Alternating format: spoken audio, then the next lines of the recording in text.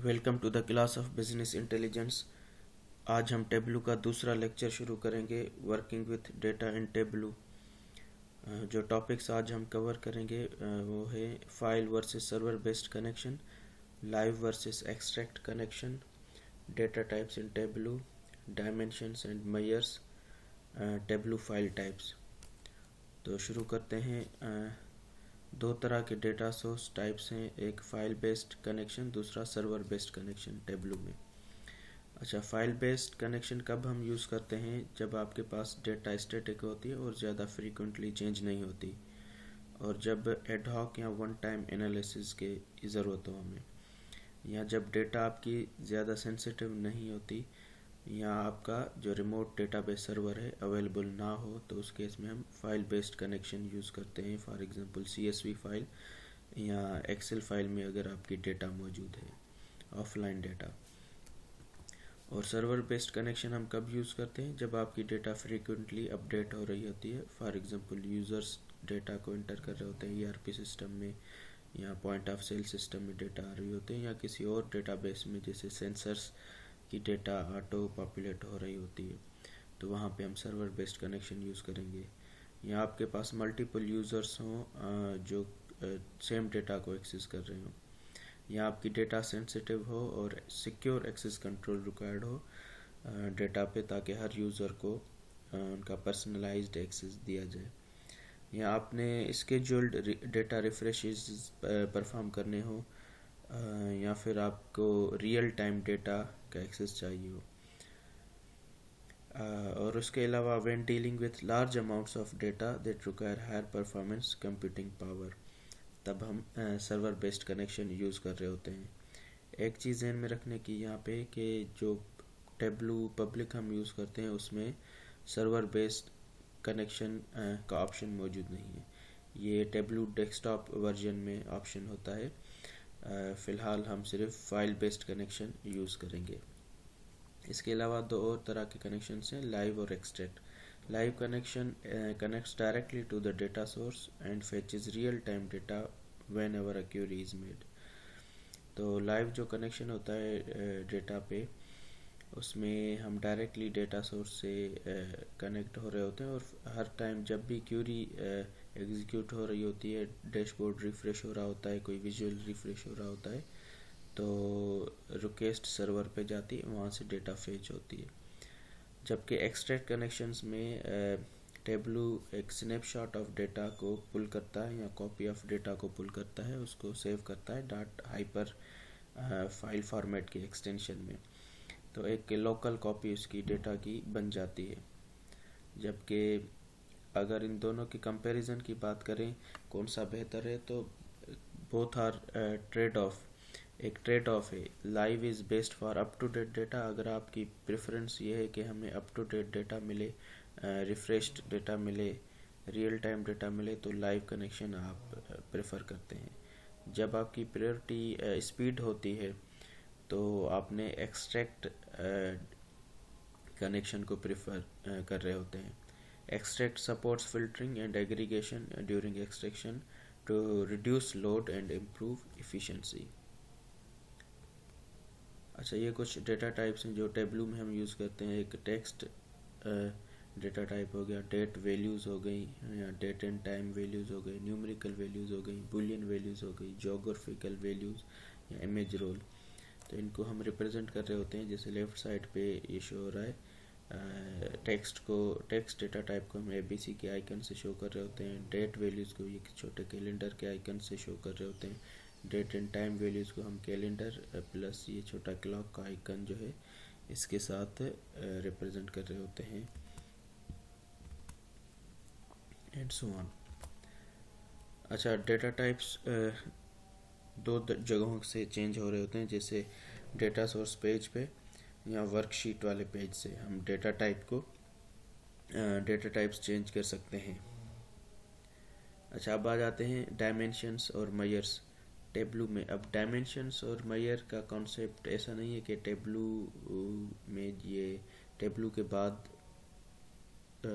Introduce हुआ, ये बहुत पुराना कॉन्सेप्ट है। डायमेंशन की अगर बात करें तो डायमेंशंस कंटेन क्वालिटेटिव और कैटेगोरिकल वैल्यूज़। आपके डेटा सेट में जो कॉलम्स हैं या फील्ड्स हैं उनको दो कैटेगरीज में डिवाइड किया गया है, एक डायमेंशन से, दूसरे मेजर से। तो डायमेंशंस कौन सी वैल्यूज़ होती हैं? जो क्वालिटेटिव या कैटेगोरिकल वैल्यूज़ हो। फॉर एग्जांपल प्रोडक्ट नेम हो गया, प्रोडक्ट कैटेगरी हो गई, लोकेशन हो गई। ठीक है, यूज़ कब करते हैं, कहाँ पे काम आते हैं dimensions? To categorize your data, या फिल्टरिंग के पर्पस, या लेवल ऑफ डिटेल्स मालूम करने के लिए। जबकि मेजर्स की अगर बात करें तो मेजर्स कंटेन क्वांटिटेटिव और numerical values. For example sales हो गया, प्रॉफिट हो गया, या क्वांटिटी या डिस्काउंट हो गया। ये कहाँ पे हम यूज़ करते हैं या क्यों यूज़ करते हैं? For aggregation purpose, calculations, trend analysis and KPIs को यूज़ करने के लिए। तो यहाँ तक जो हमने नैरेटिव इस्टेब्लिश किया है, dimensions are categorical values whereas measures are numerical values. But अगर और डिटेल्स में जाएं तो हमें पता चलेगा कि not all numeric values are measures. वो कैसे, वो देखते हैं। अगर तो आपका डेटा टाइप नंबर है, तो अगर तो नंबर नहीं है आपका डेटा टाइप, तो वो डायमेंशन कहलाएगा। फॉर एग्जांपल कैटेगरी हो गई, प्रोडक्ट हो गई, एम्प्लॉय नेम हो गया, फर्स्ट नेम लास्ट नेम हो गया, ये न्यूमेरिक नहीं है, तो डायरेक्टली उनको हम डायमेंशन में कैटेगराइज करेंगे। अगर तो आपकी डेटा टाइप नंबर है, तो यहाँ पे एक और चेक हमें करना पड़ेगा कि does it make sense to aggregate. क्या उस नंबर को हम एग्रीगेट करें तो क्या उसकी तुक बनती है? अगर तो हाँ, तो वो मेजर कहलाएगा। फॉर एग्जांपल सेल्स हो गई, प्रॉफिट हो गई, क्वांटिटी हो गई, उनको हम एग्रीगेट कर सकते हैं, तो वो मेजर कहलाती हैं तभी वो फील्ड्स। अगर तो it doesn't make sense to aggregate those values, for example customer ID, product ID, तो उनको हम एग्रीगेट नहीं करते, तो वो जो हमारी फील्ड्स होंगी उनको हम डायमेंशन कहेंगे। इस स्लाइड का बेसिक पर्पज़ ये है कि all non numeric fields are dimensions but not all numeric fields are measures. Some are dimensions as well, for example customer ID and product ID. अच्छा, ये एक टेस्ट कर लेते हैं हम। फॉर एग्जांपल ये एक डेटा सेट है, इसमें फर्स्ट कॉलम है कस्टमर आईडी। ये क्या है, डायमेंशन है या मेजर है?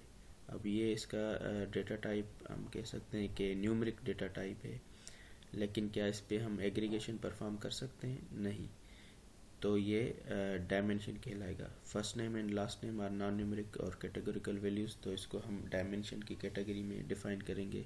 पोस्टल कोड हमारा न्यूमेरिक वैल्यूज़ हैं, लेकिन इनकी हम एग्रीगेशन परफॉर्म नहीं करते, तो ये अगेन डायमेंशन कहलाएगी। Likewise, city and country are both categorical values or qualitative values, or you can say non-numeric values, तो ये हम डायमेंशन में कैटेगराइज करेंगे। स्कोर की अगर हम बात करें तो ये न्यूमेरिक वैल्यूज़ है और इसकी हम एग्रीगेशन भी परफॉर्म करते हैं, मिन मैक्स सम एवरेज, तो ये हम इसको कैटेगराइज करेंगे किसमें? मेजर में। अच्छा, ये स्लाइड आपके लिए असाइनमेंट है। इसमें आप बताएं ऑर्डर आईडी डायमेंशन है या मेजर है, कस्टमर आईडी डायमेंशन है या मेजर है, ऑर्डर डेट डायमेंशन है या मेजर है। तो ये सारी जितनी भी फील्ड्स हैं इनको आप अपने पास अपने आप को असेस करने के लिए इनको बताएं कि कौन सी फील्ड किस कैटेगरी में लाई करती है। अच्छा, अब एक सीक्रेट फार्मूला है फॉर जनरेटिंग रिपोर्ट्स। ये एक यूनिवर्सल फार्मूला है, आप इसको यूज़ करके मल्टीपल इंसाइट्स जनरेट कर सकते हैं एक सिंपल डेटा सेट में से भी।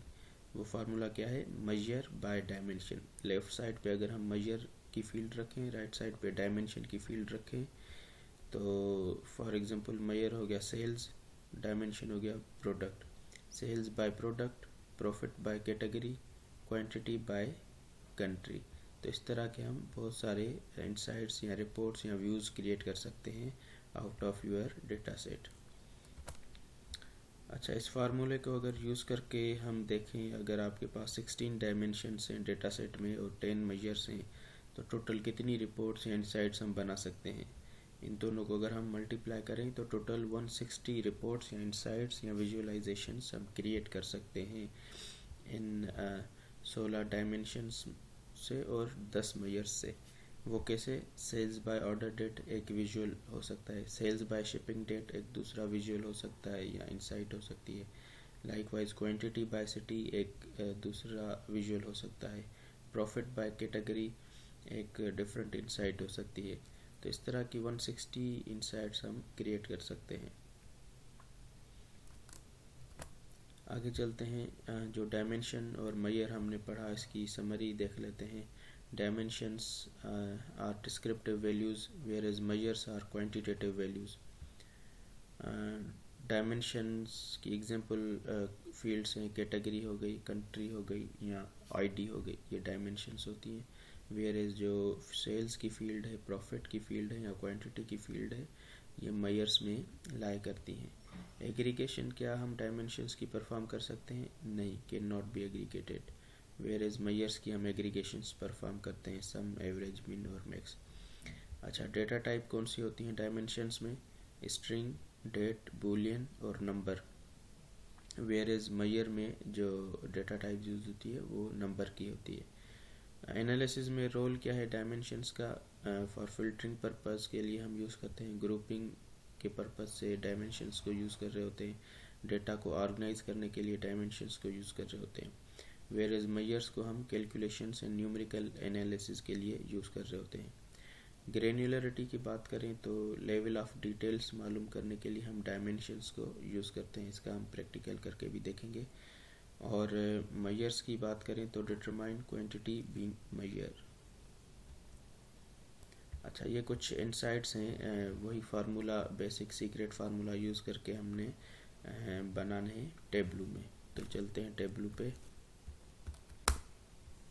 ये 4 इनसाइट्स हमने क्रिएट करनी है, sales by category, sales by state, sales by month and profit by region. तो सबसे पहले डेटा सेट को लोड करते हैं। माइक्रोसॉफ्ट एक्सेल में जाके सैम्पल सुपर स्टोर का डेटा सेट हमने लोड किया। क्योंकि हमें सिर्फ काम है ऑर्डर्स की टेबल में, तो हम सिर्फ इसको यूज़ करेंगे, ड्रैग करके ड्रॉप करेंगे। शीट 1 में जाएंगे और लेफ़्ट साइड पे अगर हम देखें तो ये जितनी भी टेबल के अंदर, ऑर्डर्स की टेबल के अंदर फील्ड्स हैं वो हमें शो हो रही हैं। अब इन फील्ड्स में से कौन से मेजर्स हैं और कौन सी डायमेंशंस हैं, ये टेबल आपको खुद ही कैटेगराइज करके बताता है, जबकि ये पावर बीआई में फीचर नहीं थी। ये थिन लाइन आप देख रहे हैं, इस थिन लाइन के ऊपर जितनी भी वैल्यूज़ हैं ये हमारी डायमेंशंस हैं, और इस लाइन के नीचे जितनी भी वैल्यूज़ हैं वो हमारे मेजर्स हैं।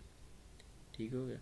अब कुछ लोग क्या करते हैं कि इनको कलर के बेसिस पे डिफरेंशिएट करते हैं। जैसे ये ब्लू कलर के आइकन है हर फील्ड के लेफ़्ट साइड पे, तो वो कहते हैं कि भाई ये जो ब्लू कलर के आइकन है वो हैं हमारे डायमेंशंस, जो ग्रीन कलर के आइकन है वो है हमारे मेजर्स। पर ऐसा नहीं है, क्योंकि जो कलर है वो आपकी डिस्क्रीट और कंटिन्यूस वैल्यूज़ को शो करता है। ब्लू कलर आपकी डिस्क्रीट वैल्यूज़ को शो करता है और ग्रीन कलर आपकी कंटिन्यूस वैल्यूज़ को शो कर रहा होता है। ठीक है जी। तो सबसे पहला इंसाइट हम क्रिएट करते हैं सेल्स बाय कैटेगरी का। इस शीट का हम नाम भी रखते हैं सेल्स बाय कैटेगरी। तो सेल्स बाय कैटेगरी में सबसे पहले सेल्स को ड्रैग करके रोज में ड्रॉप करेंगे और देन कैटेगरी को ड्रैग करके कॉलम्स में ड्रॉप करेंगे। तो ये सेल्स बाय कैटेगरी की एक इनसाइट क्रिएट हो गई है। अब हर कैटेगरी की कितनी सेल्स है वो देखने के लिए या तो माउस होवर करें या फिर लेबल ऐड करते हैं। इसमें लेबल मार्क्स के अंडर लेबल में जाएंगे और शो मार्क लेबल को ऑन करेंगे तो हर बार के ऊपर लेबल आ जाएगा। और मोर ओवर अगर हम कलर के बेसिस पे डिफरेंशिएट करना चाहें तीनों बार्स को, तो कैटेगरी को ड्रैग करके कलर्स में ड्रॉप करेंगे तो ये कलर्स के बेसिस पे डिफरेंशिएट हो गया। मज़ीद अपनी मर्ज़ी के कलर्स रखने के लिए हम कलर्स में जाएंगे, एडिट कलर्स करेंगे और सेट कर सकते हैं। अच्छा, ये पहला इंसाइट हो गया। उसके बाद कह रहा है कि सेल्स बाय स्टेट का एक इंसाइट क्रिएट करें आप। सेल्स बाय स्टेट में आ गया मैं। अब सेल्स को मैं ड्रैग करके रोज में ड्रॉप करूँगा और स्टेट को ड्रैग करके कॉलम्स में ड्रॉप करूँगा। अब मुझे इसका मैप चाहिए, तो शो मी में जाके मैं मैप सिलेक्ट करूँगा।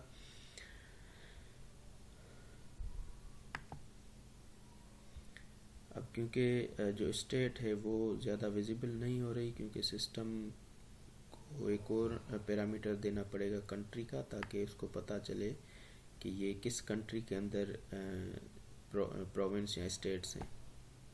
जैसे ही मैंने डिटेल में कंट्री की फील्ड ड्रॉप की, तो अब ये हर स्टेट की कितनी सेल्स है वो हाईलाइट हो गई है।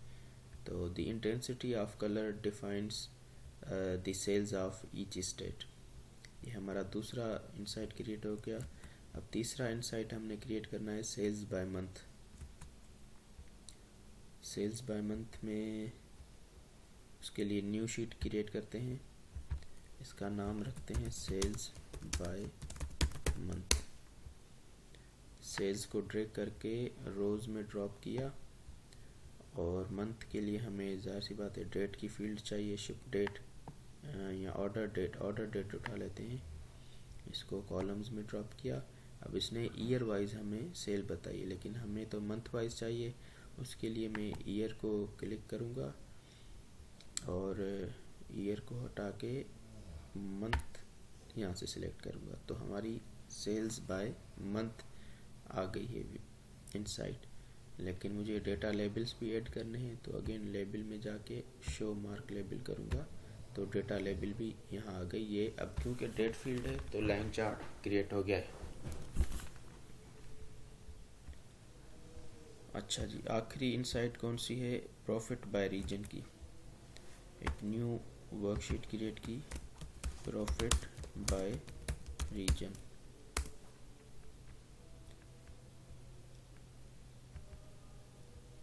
प्रॉफिट बाय रीजन में मैं सबसे पहले प्रॉफिट को ड्रैग करके रोज पे ड्रॉप किया और रीजन को ड्रैग करके कॉलम्स में ड्रॉप किया। अब इसको मैं पाई चार्ट की शक्ल दे रहा हूँ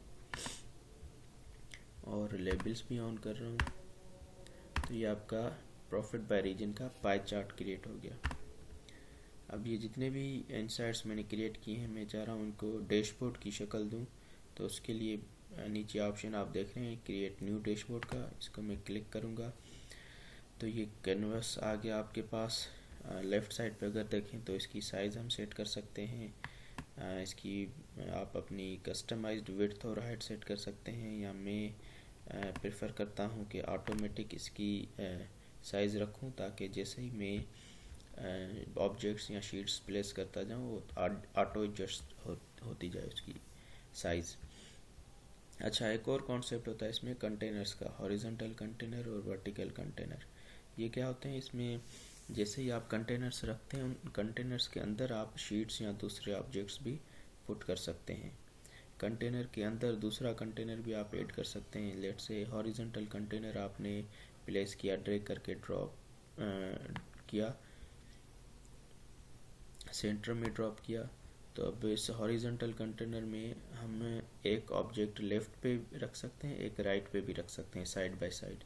तो मैं चाह रहा हूँ कि इसी हॉरिजॉन्टल कंटेनर में मैं एक वर्टिकल कंटेनर लेफ़्ट पे रखूँ, एक वर्टिकल कंटेनर राइट पे रखूँ। जैसे ही मैंने ड्रैग करके इसको होवर ओवर किया, तो जैसे ही ग्रे एरिया हाईलाइट हो जाए आपके लेफ़्ट साइड पे, वहाँ पे आपने इसको वर्टिकल कंटेनर को ड्रॉप करना है। ये लेफ़्ट पे ड्रॉप हो गया, ठीक हो गया। अब ये देखें राइट पे। इसका लेआउट देखने के लिए मैं लेआउट में जाऊंगा और डैशबोर्ड के अंडर में आप देखें एक हॉरिजॉन्टल कंटेनर है, उसके अंदर एक वर्टिकल कंटेनर है। अब मैं इसी हॉरिजॉन्टल कंटेनर के राइट साइड पे एक वर्टिकल कंटेनर पुट करना चाह रहा हूँ, तो ये मैंने रखा। अगेन लेआउट में जाएंगे तो देखें हॉरिजॉन्टल कंटेनर के अंदर एक वर्टिकल कंटेनर है, और उसी हॉरिजॉन्टल कंटेनर के अंदर एक दूसरा वर्टिकल कंटेनर है। तो इनमें अब मैं जितनी रिपोर्ट्स मैंने बनाई है वो मैं पुट करूँगा। लेफ़्ट साइड पे माउस ओवर करके लेफ़्ट टॉप पे लेफ़्ट साइड पे, लेकिन टॉप पे उसको मैं इस विजुअल को रखूँगा सेल्स बाय कैटेगरी को, तो ये आ गया। और सेल्स बाय स्टेट को लेफ़्ट साइड बॉटम में ड्रॉप करूँगा, तो आपकी सेल्स बाय स्टेट आ गई। ये जो बराबर में लेजेंड्स भी ऑटो क्रिएट हो रहे हैं, इनको मैं डिलीट करूँगा। ये डिलीट हो गए, ये दूसरा लेजेंड भी डिलीट हो गया। अब मैं क्या करूँगा, मेरे ख्याल में कंटेनर भी डिलीट ना हो गया हो, कंट्रोल Z करूँगा।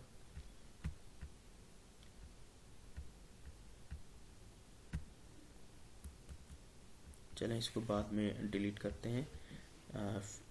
Fill for sales by month को मैं ड्रैग करके राइट साइड पे राइट बॉटम में ड्रॉप करूँगा, ये आ गया। और प्रॉफिट बाय रीजन को भी ड्रैग करके टॉप राइट कॉर्नर में ड्रॉप करूँगा। और ऊपर जो लेजेंड था इसको अब मैं डिलीट करूँगा। और नीचे दूसरा जो लेजेंड है पाई चार्ट का, इसको भी डिलीट करूँगा। तो ये आपका पाई चार्ट आ गया। अच्छा, पाई चार्ट वाले प्रॉफिट बाय रीजन में मैं अगर जाऊँ, इसको मैं स्टैंडर्ड हटा के एंटायर व्यू पे सेट करूँ। अब डैशबोर्ड में आके देखूँ इसका व्यू कैसे बनता है।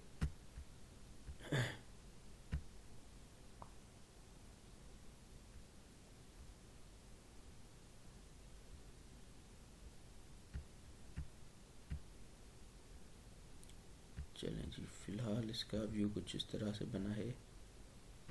इसकी साइज़ हम इंक्रीज़ और डिक्रीज़ कर सकते हैं। एंटायर व्यू को हटा के स्टैंडर्ड में जाएंगे और साइज़ यहाँ से एडजस्ट कर सकते हैं।